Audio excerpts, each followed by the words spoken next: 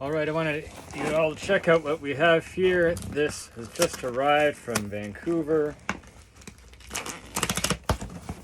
Some holdover from our Stories in Light exhibition. These are from maple, golden maple. We have these lovely brush kits and brush holders as well.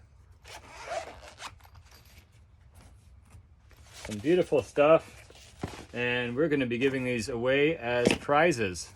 So we have a lot more contests on the way, so stay tuned. We're going to finish off that auto watercolor contest this Sunday at our Zoom meeting, our monthly Sunday night Zoom meeting, last Sunday of every month. And from then on in, we're going to create some new challenges, some new contests where you can win some of these lovely paints, lovely brushes. I'll show them off here. Golden maple, panes of flat,